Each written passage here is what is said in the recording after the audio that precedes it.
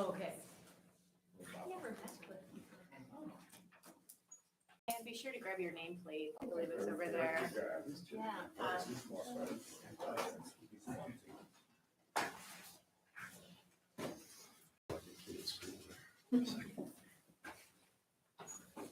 we recording? Yes. Okay, great. Good morning, everyone. We will call this work session on AO 2023-80 to order. And we will start with introductions, and we'll just start all the way down with the end of the table with Legislative Council. Matthew Hurt, Legislative Council. Dean Gates, Assembly Council. George Martinez. Karen Bronga, Scott Myers. Anna Brawley, Meg Zalatel.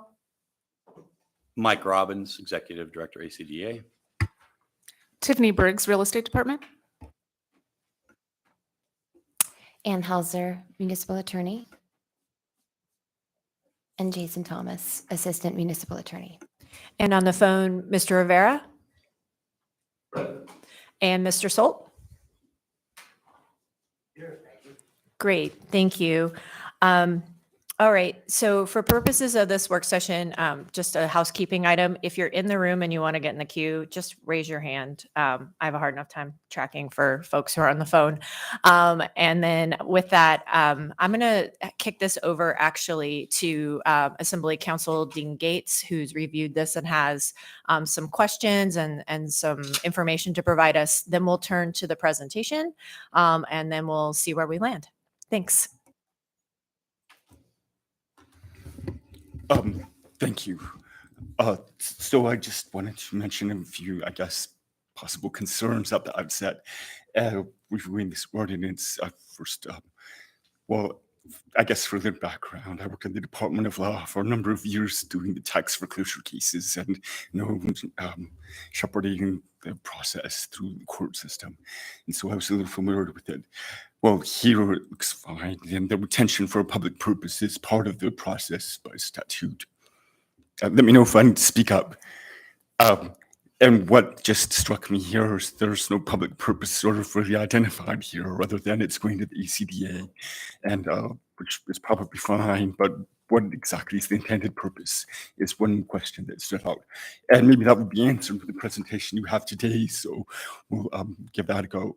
A second concern that came up, though, is there's a recent U.S. Supreme Court decision handed down in May called Tyler v. Hennepin County, Minnesota, and it looked at the tax foreclosure process in Minnesota.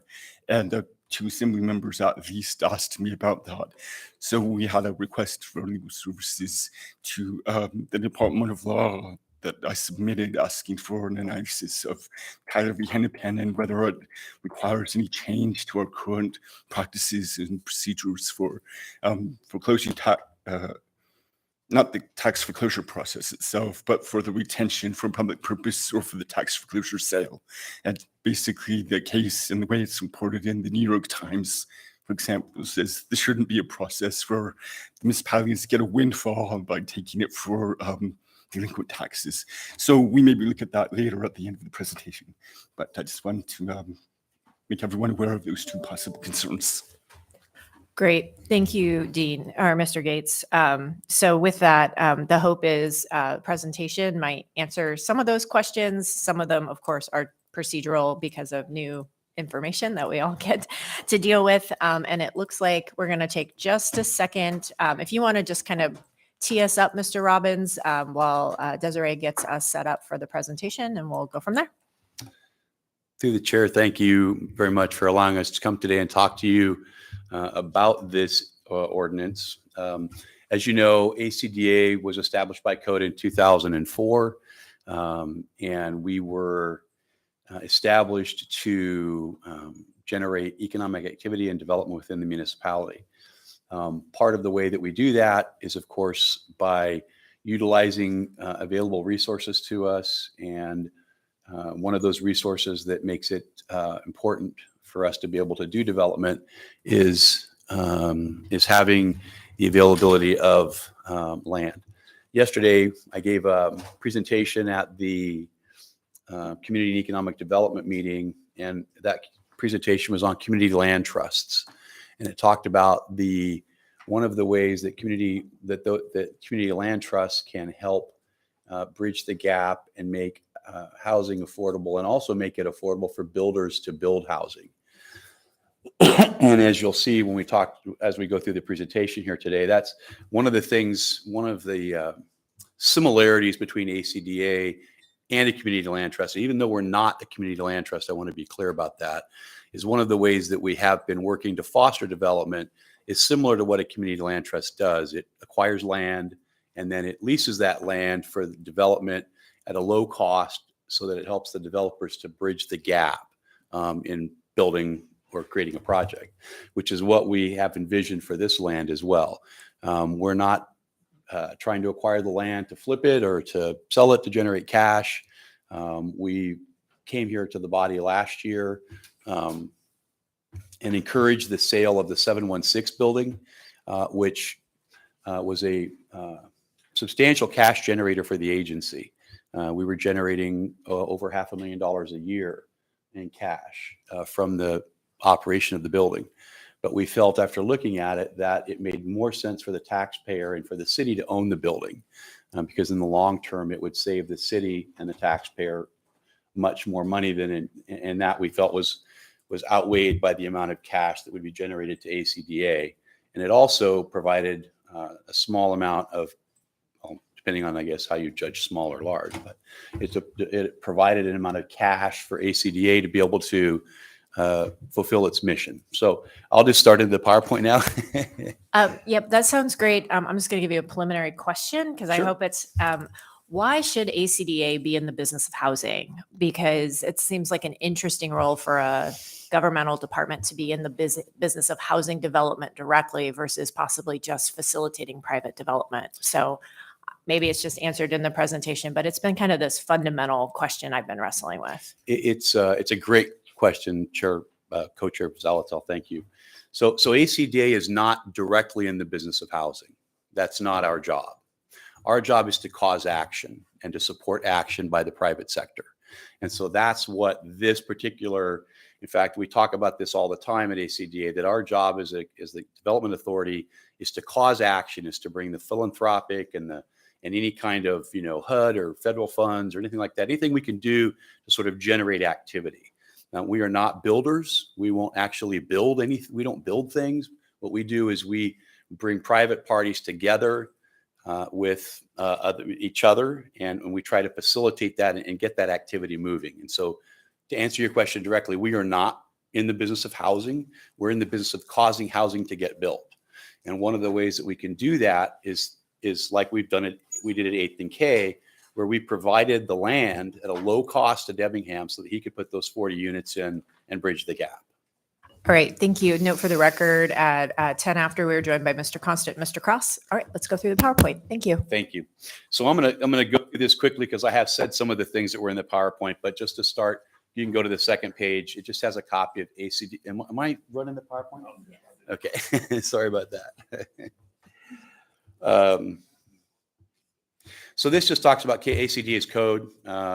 When ACDA was set up in 2004, it was set up to engage in community economic development opportunities, including but not limited to the acquisition of vacant or abandoned property and facilities, with the goal of encouraging economic growth and development. And to go back to the question about housing, when ACDA was set up, we didn't have a housing crisis. And so there were other projects that were being worked on and thought about. And so now, though, we have a housing crisis, both in downtown and East Anchorage and South Anchorage and all over the city. So next slide, Jim. I just want to note, too, that we were joined by Jim Weingartner, our project acquisition director for ACDA. So these are some of the past development projects we've been involved with. Go to the next slide, Jim. Current development projects that we're working on, Block 96, the 6th Avenue Hotel. Next slide. We're working on a concept with trying to get the McKinley building converted to workforce housing. We're working on the Block 102 mixed use and D Street redevelopment. Next slide. We are supporting the Blue Mall conversion. We have the ACDA Great Streets Facade Loan Program, which I'm happy to report. I believe before the snow flies, we will have at least 2 new murals up in the city, possibly 3. And we currently have 5 reconstruction projects pending in the design phase. So it's turning out to be a good program. We had hoped to do 2 a month, and we look like we're meeting that goal. Brownfield Grant Coalition, next slide. There you are. We're involved in that. Midtown Plan, McKinley Research, that'll be published on the 31st of August. We've been doing a housing incentive study. And then it's speaking about the legislative advocacy that we've been doing. We're pretty confident that this bill is going to pass pretty early in the legislature from my conversations with leadership. So one of the questions that I was asked to answer, next slide, Jim, is where does development money come from? Well, the Anchorage Community Development Authority is a self-funded municipal corporation, does not receive taxpayer support. While this body does approve our budget every year, there are no funds granted from the Assembly in terms of appropriations. And I may not have that exactly right language because I'm not an expert, but you do appropriate our spending, but it's not, you don't write us a check every year, if that makes sense. I don't know how else to explain it. Is that sometimes? Yeah, you have in the past for sure, like COVID for sure. You come to our rescue when it was necessary. So we're self-funded, similar to like HLB. We're supposed to self-fund our operation. When we were established by code, there were 2 departments set up, Easy Park and then the development department. When it was set up, I believe it was envisioned from talking that any excess parking revenues would be used to promote and encourage development, especially downtown. And unfortunately, that's not really been the case. Although ACDA has supported downtown with cash and in-kind contributions every single year to the tunes of hundreds of thousands of dollars over the past decade, there haven't been a lot of excess parking revenue. Parking isn't a huge revenue generator for us. If you look at our budget when we present it this year, you'll see what our parking revenue is and what our expenses are. And the expenses are, the parking doesn't keep up with even the maintenance that needs to be done on the garages. So development funds come from the purchase and resale of property, as well as funds earned on participating in other developments. There was, for example, prior to COVID, there was one of the previous projects we had done where we acquired some property up on Government Hill, and we were able to work with a developer and sell that land off. And luckily for us, ACDA was able to put that money in the bank. So when COVID hit, the corporation was able to fund itself through COVID because we didn't receive any PPP money or ARPA money. But graciously, when that money ran out, we came to the Assembly and you helped us stay afloat, basically, because you did give us $2 million. So the development money doesn't come from parking. I want to make sure that that's our goal. We'd love to have $1 million a year left over from parking to be able to use for development. I believe that's what the vision was. We're somewhat unique in that we run the parking downtown as a development authority. When I go to conventions outside, they say, wow, that's great. You have a funding source. And unfortunately, it's not always been the case. So when we came to you last year, we promoted the sale of the 716 building. I convinced my board that what was more important than the yearly cash flow we were seeing off of that building was having a nest egg that we could use to leverage for development purposes. And so this next slide is basically from that presentation that I gave you guys in March, where we talked about seed money and working capital for development. And so when you talk about where is this money going to come from to buy these properties and to rebuild and prepare them for development, it's going to come from the money that we generated from the sale of that property. We've been able to put that money aside into a development fund, and we're continuing to leverage that in ways that we hope will provide us with a 4-to-1 or 5-to-1 or 6-to-1 return on that money, so that we can multiply it. Because if all we do is spend the $4 million we made, then we've been unsuccessful. We need to leverage that money into something better. And again, if you go to the next slide, this is the properties in question. So there's 4 parcels. We look at them as sort of 2 parcels. There's 4 parcels, 2 on Fireweed, and those parcels, somebody might look at them and remember them. I believe there was a Chinese restaurant there that burned down.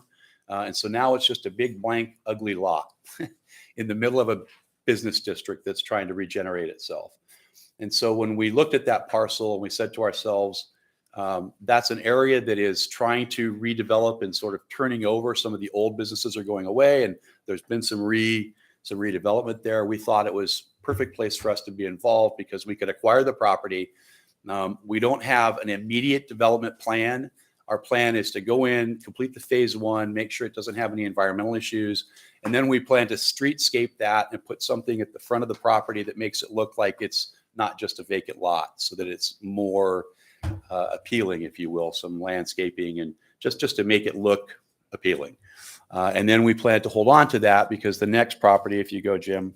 Actually, before we leave this property, can I ask a couple of questions Absolutely. about it? Thank you. What's the zoning? B3. It's B3. Okay. And I'll have the same question on the other one. Yep. Um, And the other what- one's B3 too. Okay, great. What's the timing of your plans between that and the design of the fireweed improvements it's currently in design, it's moving towards construction in the tip. So are you coordinated with that? We haven't coordinated yet because we don't own it. And as soon as we get control of the property, then we'll begin that coordination. We're aware of it. We've been made aware of it. And we will be coordinating with the fireweed redesign. So Okay, and then my question for both properties is if you are able to acquire them, what is your intention around community engagement along those neighborhoods, particularly with your maybe future neighbors on those business streets? Because particularly the fireweed neighborhood there is really unique. And one of the things when we start talking about redevelopment is we worry about it not necessarily keeping its character or being in alignment with kind of the neighbors who've been there a really long time, right? It's what we hear all over town. It's not a reason to stop Absolutely. redevelopment, but I think it's a reason for engagement. And so I would like to hear a little bit about that. So anytime we've been involved in a project, and for example, right now we've been working on the D Street redevelopment plan, and we've taken a considerable amount of time to gather public input and public comments. I would say that we have, I want to choose my words carefully.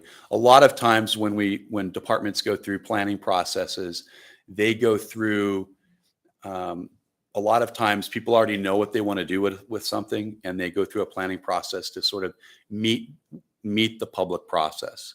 And with the D Street development, I think it's a really good example of how we're doing things because we didn't do that. We hired a contractor, we met all of the requirements for the plan, but I said that wasn't good enough. Having 200 or 100 comments wasn't what we were looking for. What we were looking for was engagement. And so we went the extra mile, spent the extra money to, for example, I personally stood on a night when we gathered over 400 comments about that plan and what we were doing at the museum. We stood there for 3.5 or 4 hours and talked to people as they came in. It was incredible to do the engagement.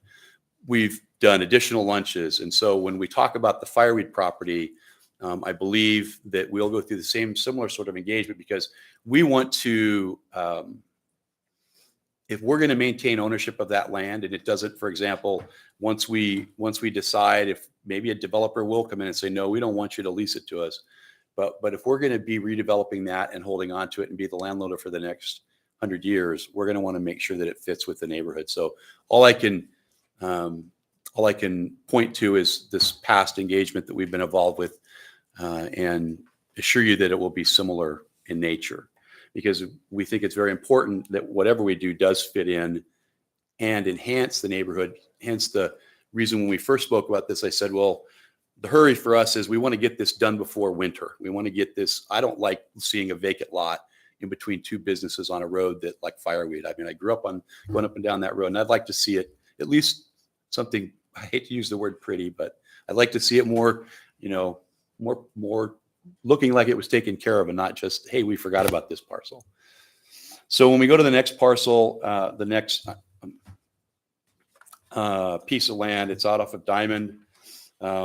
Many of you probably would recognize this if I said the Hideaway Club. I can't say I never played darts there, but I did when I was younger. And the Hideaway Club it's represents two parcels, one right on the corner and then one further back. And our intention here is to, first of all, we're going to have to take down the building and complete a phase one. We're a little more, we're concerned with both parcels because the businesses have been there for so long. We are concerned that there's other things there. Once we finish taking the building down and we finish the remediation, then this property is the one that we'll focus on first because it is in the middle of a residential area as well. And we believe this property is, we've been talking with business owners in the area already, people who have been looking, they need some workforce, but there's no place for people they'd like to have workforce. For example, we've been talking to a couple of restaurant people who need workers, but they'd like to have some workforce housing. And so we've been talking to partners already about this parcel because this is the one we will attack first. And the idea would be to get control, get it cleaned up, complete the phase one, hope that there's no phase two needed, and then issue an RFP and put housing on here, either workforce housing or at least 12 units. We'd like to see somewhere, I'd love to be able to do 24 units, but that'll be up to. Thanks. what we end up with. Ms. Brawley has a question. Yeah, just because you mentioned that this was a bar, so it certainly has the building there. What is the status of the liquor license? And I ask that because sometimes, the business leases the property. I'm Sometimes, gonna okay. defer to real estate services for that. My understanding is the liquor license does not stay with the property.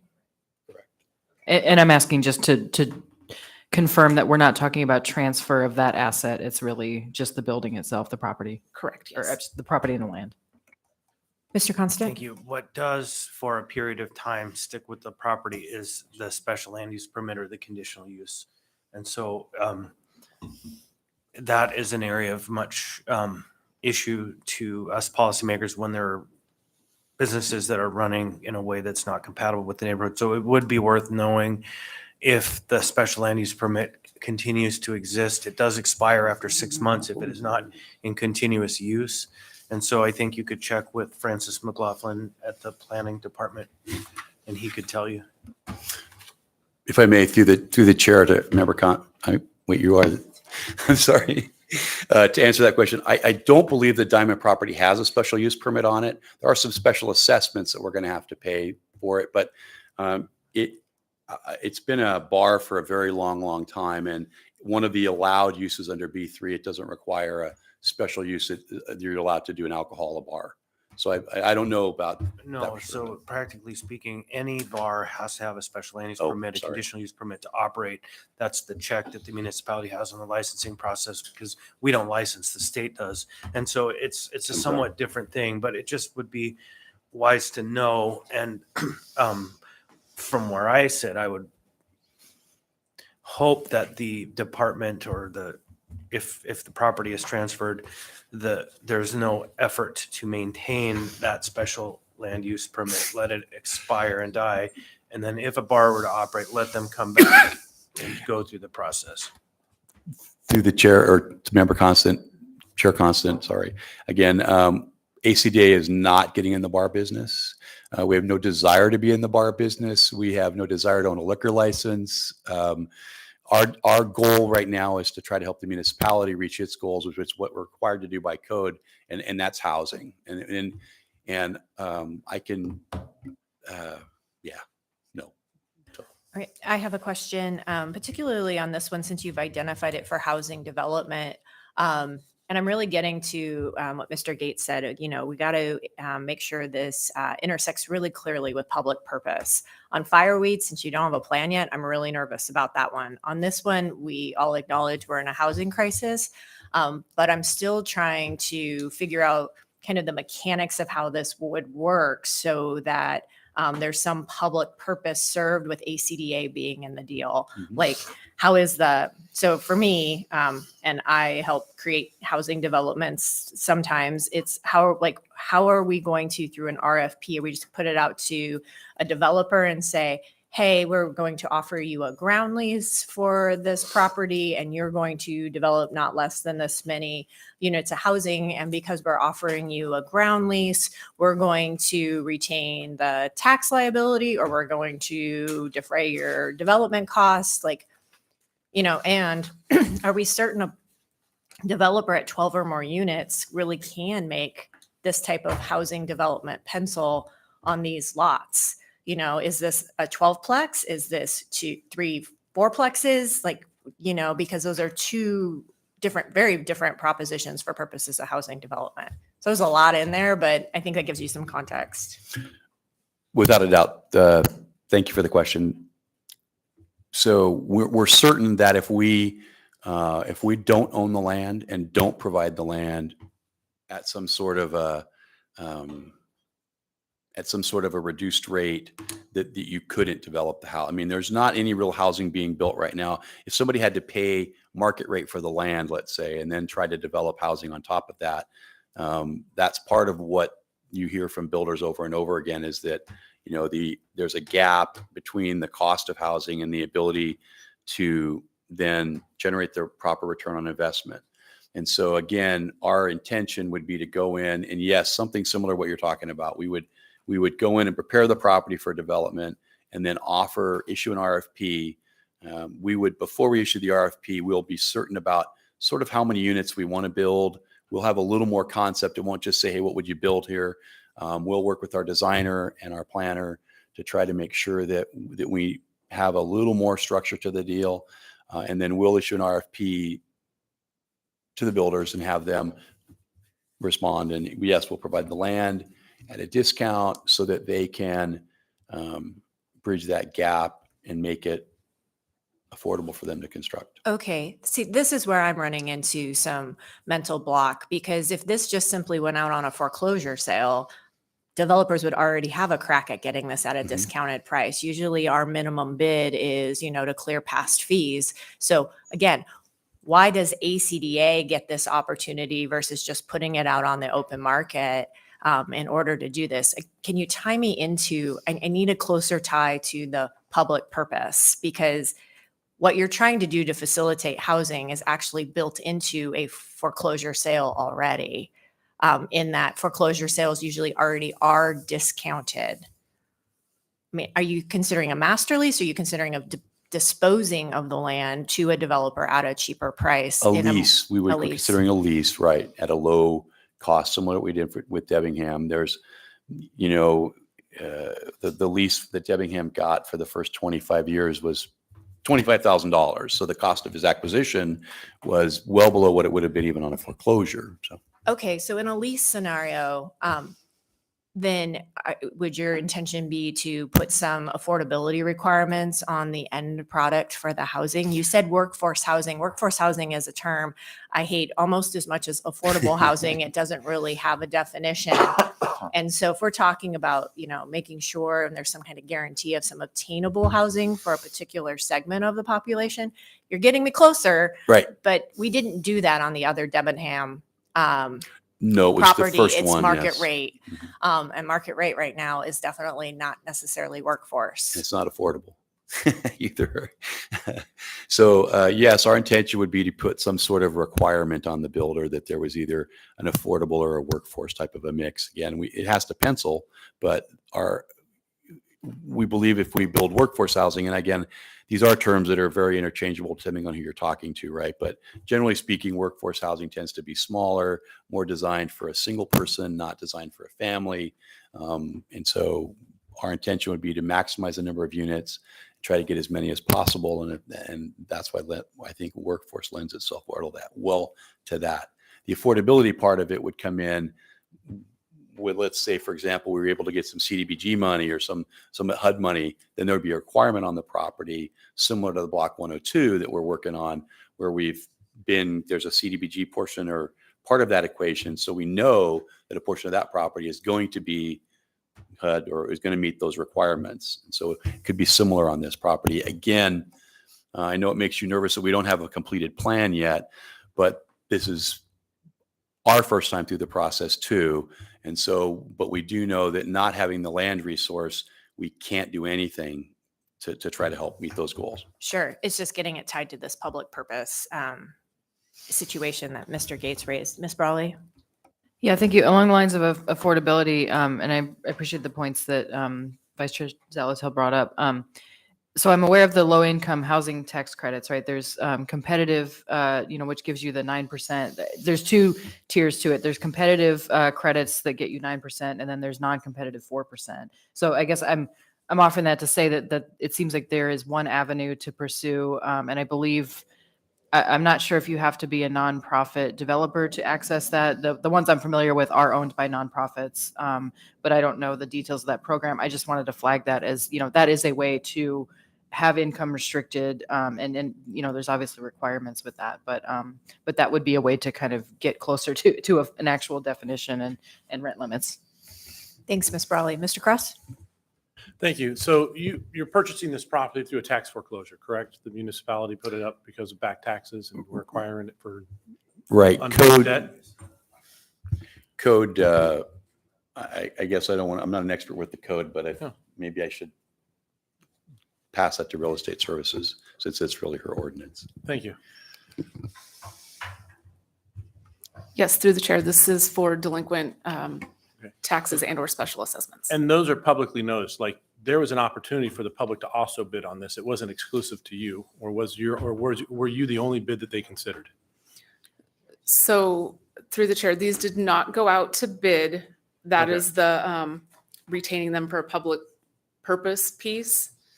So no, they have not gone out to bid. Okay, well then that.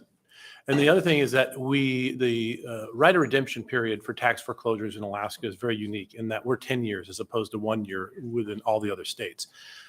That means that an individual has 10 years to redeem those unpaid taxes and can buy the property back or a portion of it. So how are we overcoming the right of redemption period, which obviously makes buying tax foreclosed properties with an acreage actually less attractive than other states? Sure, through the chair. In state statute, there is a portion that when the property is taken for a public purpose, the right of repurchase is extinguished. Thank you, Mr. Cross. I'm going to jump to Mr. Gates really quick, and then I'll come to you, Mr. Martinez. Mr. Gates? Well, Mrs. Briggs was on the right track, citing state statute, and I guess a little clarification of what the state statute requires as a process for tax foreclosure. They first have, filing the case in court for the delinquent taxes owed. During that time, there's the right of redemption when the case is at the end and the court says they haven't redeemed, they haven't paid.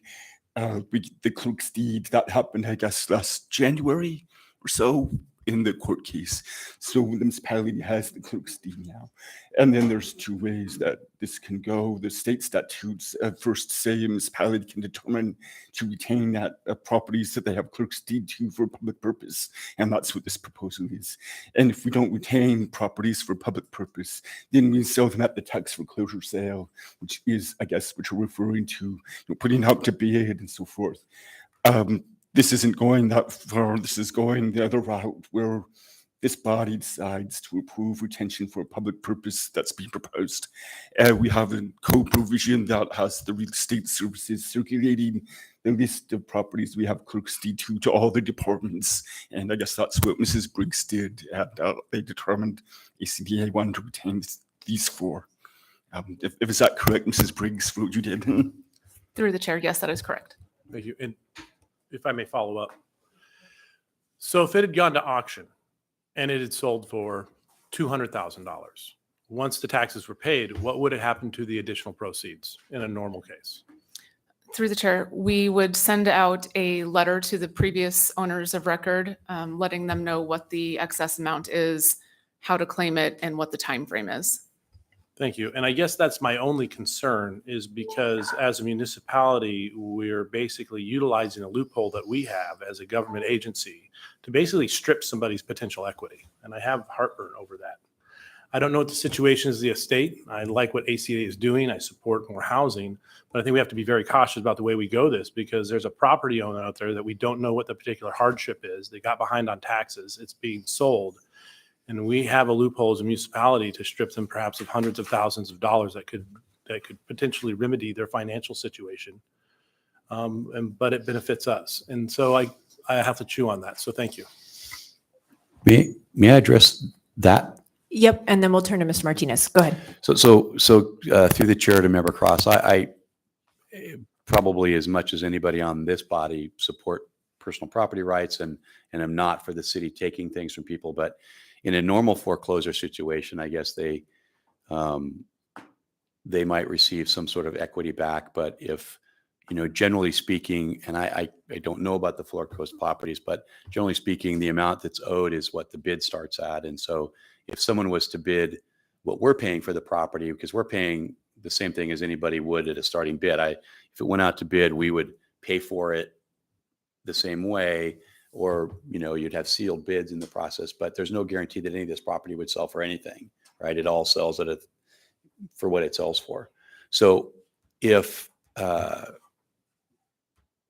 you were to sell, if we didn't buy the property, there's no guarantee that the person would get anything. But the fact that we're buying the property at least guarantees it will be used for some sort of public good. Even if we bought the property and flipped it, and even if that was our plan, which is not, if we did and we took that money, I know I shouldn't say it, but my point is it goes to the public good of it, right? So what we do if we did do that, then that money would be used to pay for back maintenance on the garages, because there's $6 million in deferred maintenance on the garages, and that would be sort of a public purpose. So anything we do tends to be for public purpose. But again, our intention is not to flip the property. So I understand seizing people's assets for the public good, which is when I see that the equity that an individual has, we found a way that they don't get compensated for it. Your scenario, and you know that I love and support you guys, but the scenario that if it had gone up the bid, they might not get anything, it doesn't seem like they have an option. That option's been eliminated. Okay, So yep. thank And you. I don't want us to get into debate, so we'll keep going. Mr. Martinez. All right, thank you. Very good conversation, and I just wanted to reiterate a couple of things that we talked about yesterday, with the hope that they will be part of the plan. First, I would make a recommendation that I think background narrative to the properties is important, to get a sense of how long, what conditions, and just to give us a better picture of how the property is coming to us in these particular ways, just for future reference as well. I think that's important for me to hear, because it also speaks to the way properties often languish in unutilized or often disrepair, and that negatively impacts, and we talked about that yesterday, that causes a public harm when we don't develop properties or we have distressed properties. And so I just don't know enough of the background to classify it. This particular property, I know the other one is the distressed property on Fireweed. There's no doubt about that. But one of the terms we talked about yesterday when we talk about the public good and the investments of dollars is creating term agreements, term usage agreements. And so there is not only to the funding source that there may be requirements associated with HUD dollars, for example, but for the public good, the clarity of the interest, not only in terms of the housing, but a classification of housing and setting the agreements related to that very explicit public interest, so that we speak about a number or a percentage of the units that are going to hit the categories of affordability, mixed use, mixed income.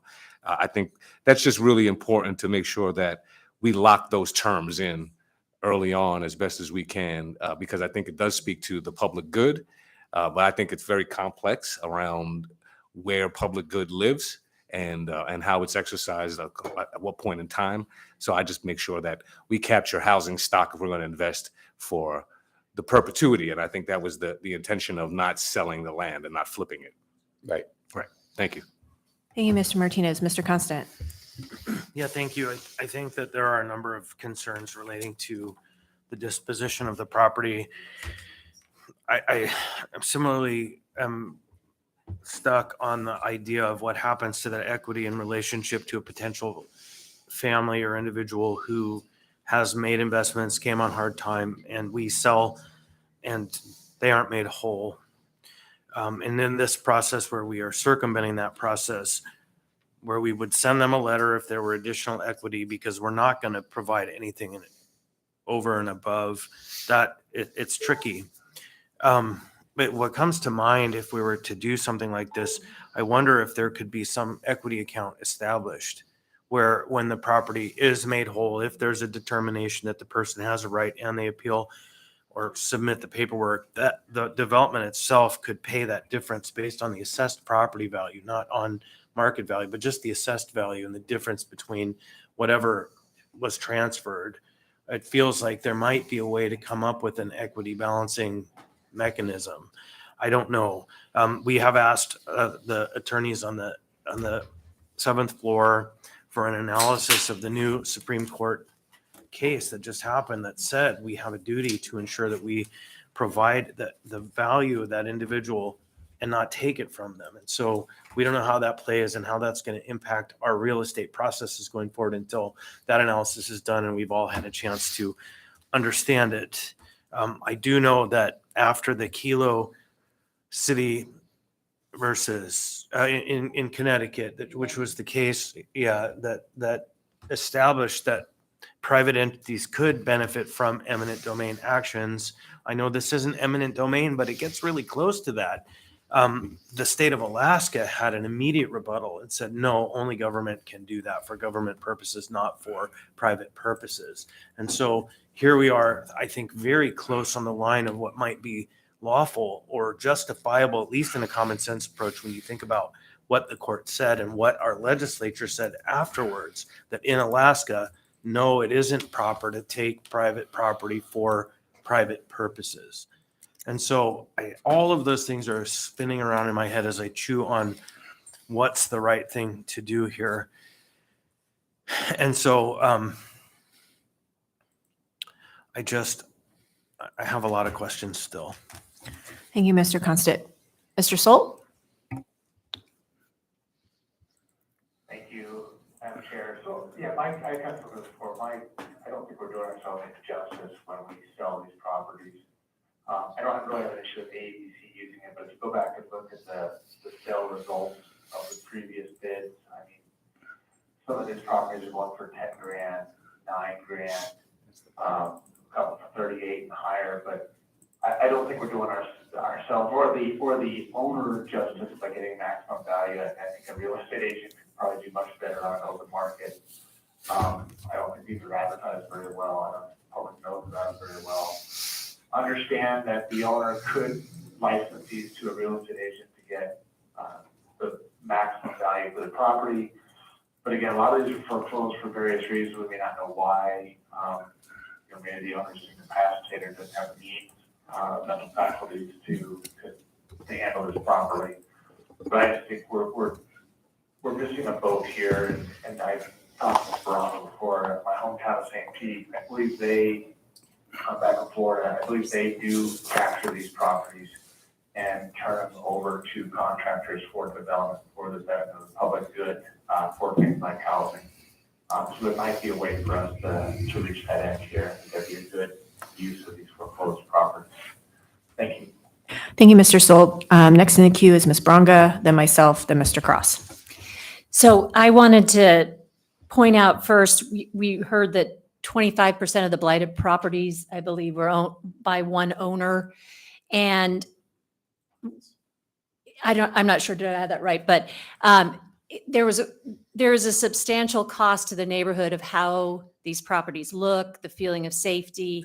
If you add in the man hours that code enforcement is doing to check those properties, police, fire calls were not even added in it.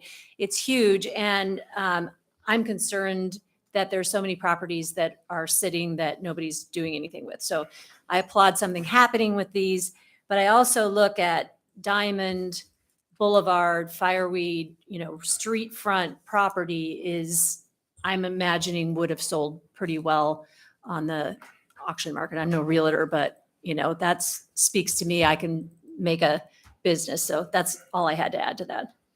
Thank you, Ms. Bronga. The, since this is an opportunity to talk about what could transpire for Tuesday night, I just want to let you all know it's my intention to bifurcate these properties, the Fireweed property from the Diamond property, in an S version, suggesting that the Fireweed property go through the normal market route, and then if the market doesn't yield a minimum bid, that it go to ACDA for redevelopment. That's where I'm at. So next I will turn to Mr. Cross and then Mr. Constant, then Mr. Martinez. Actually, what Randy said is a really good, which makes me like, I was for it, and I was against it before it, go back and forth. But and here's what it is that anybody in the public who purchases it, that 10-year right of redemption sticks, which means you can't get a mortgage or a loan on it for 10 years. No lender is going to finance a property that has a right of redemption tax foreclosure on it. You can seller finance it. Mr. Cross, I think Mr. Gates suggested these had already gone through the full process. The right of redemption terminates when the court issues clerk's deed, but there's a right of repurchase, and which I think Mr. Cross is talking about.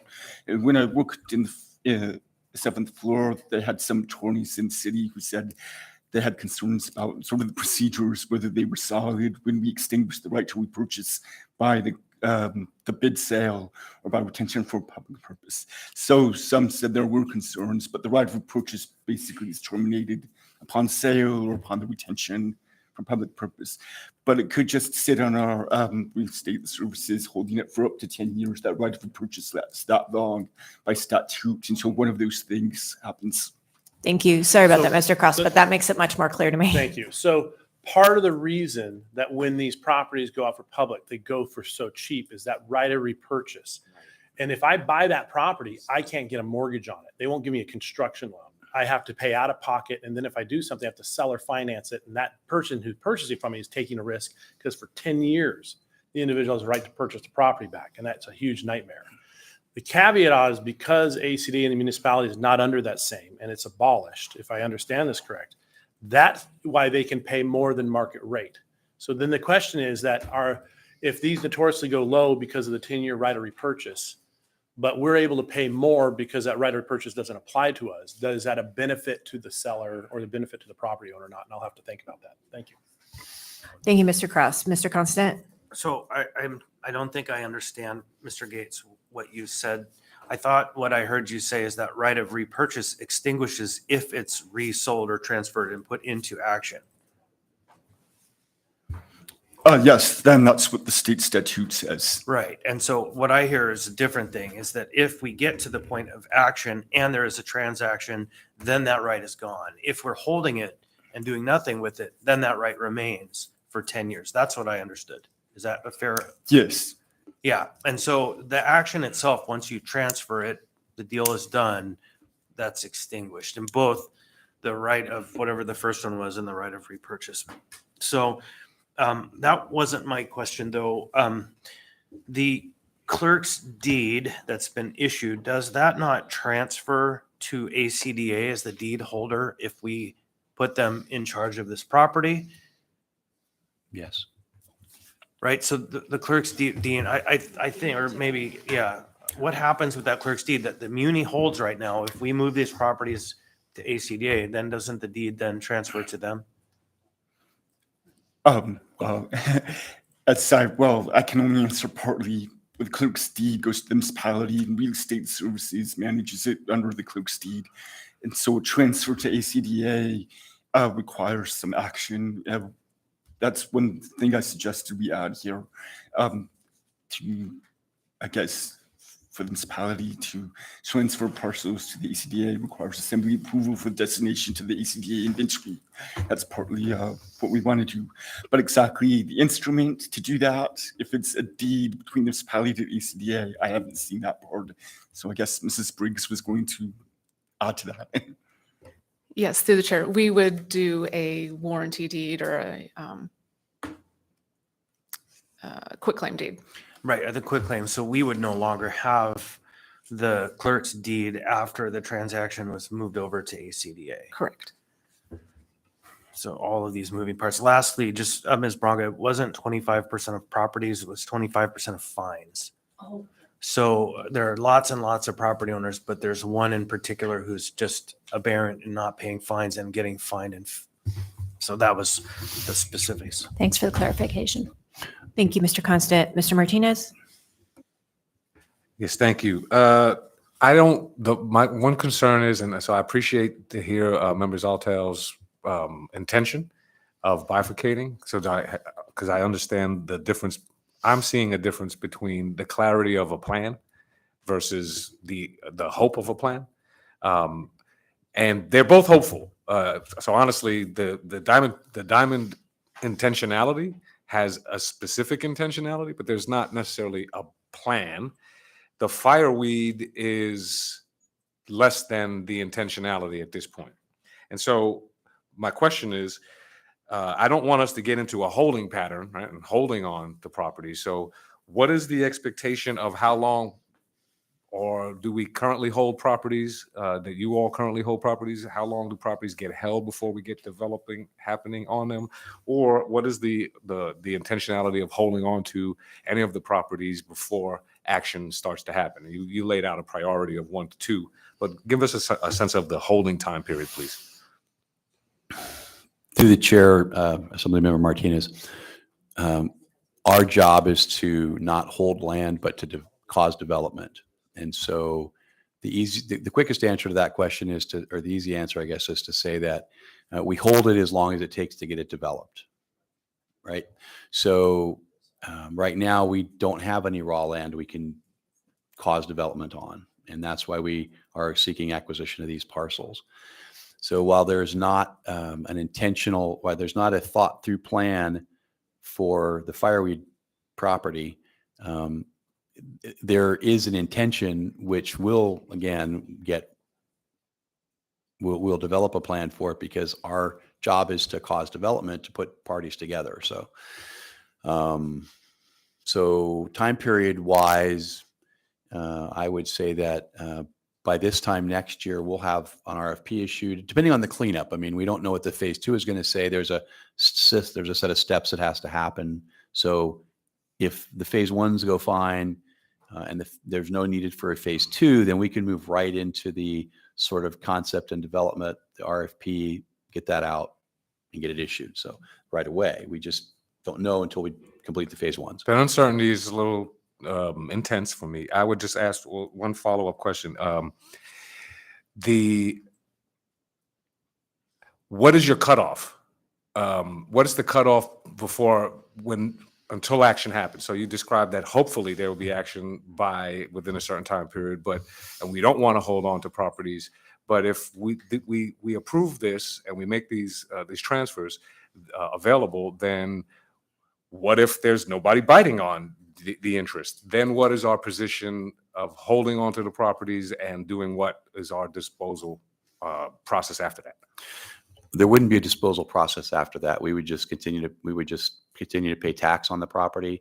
We have to pay MISA tax on these assets. So, we would just, until we could bring all the parties together, it would stay vacant. But, we're not speculating on the land. We're trying to acquire the land for a specific purpose. Unlike someone who might buy this property in the public, they could buy the property and hold on to it forever. I mean, we have to answer to you and our board of directors. So our board expects this property to be developed. That's why we were able to get them to agree to let us purchase it. So, and yeah. Thank you, Mr. Robbins. So I'm next in the queue, and then we'll have to wrap up. Is it possible? So I think we're going to need a revised version of this. One, I would like to see the 2 properties bifurcated, and particularly with regard to the Diamond property, I think we need a whereas that specifies the public purposes of affordability and housing. If that's the plan, can a deed restriction, is there any mechanism we can put on it to make sure that happens? Well, she's nodding yes, so I would love to hear from her. Through the chair, yes, absolutely. Okay, because I think that then would fall within that public purpose getting us in that lane. I don't think it necessarily forecloses the ways in which you can do it, but that we're looking at mechanisms for affordability. Because then you are hopefully going to do something that the private sector isn't going to do or isn't likely to do. And then if we can have a substitute version, hopefully we can not need to delay on Tuesday night and can keep moving forward. Any final questions or any final concerns? Did you want to loop back at all, Dean or Mr. Gates? Well, I just wanted to add some comment. One thing, it's been very helpful, Mr. Robbins' presentation and the plan, because one thing that you can't tell from the ordinance and its documents is the current condition of the properties. You sort of described them as vacant, abandoned buildings that need to be demolished. And Mrs. Braga brought up the blighted properties.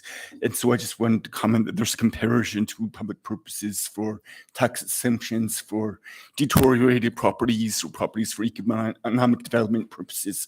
It's sort of different. Those tax exemptions are on taxes for those, but it is for public benefit to, I guess, take blighted properties that are expensive to rehabilitate and give them that tax break so they can be rehabilitated and put into development.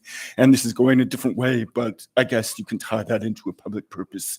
But that's up to, I guess, 7 members of the body to find, yes, that's a public purpose, and we support it.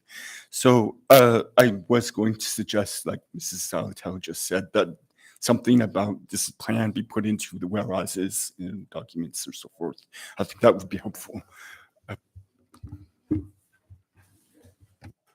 Thank you. Final question, I guess. What's the cost of each of these properties? We can't really tell from the C. It says 19 and then 231. So can you just provide us, it says, in the amount of $231. Oh, here we go. The AM, I guess it doesn't break it out by property. So that would be the question. Yes, through the chair. Do you want me to just tell you what those amounts are? Okay, sure. So 202 East Fireweed, that amount is $159,973. I'm rounding up. The main reason that dollar amount is so high is the municipality did incur the demolition costs, which is about $137,000. On the next property, 204 East Fireweed, that amount is $34,771. 228 West Diamond, $19,183. And then the last parcel is 17,477. Does that include the special assessments?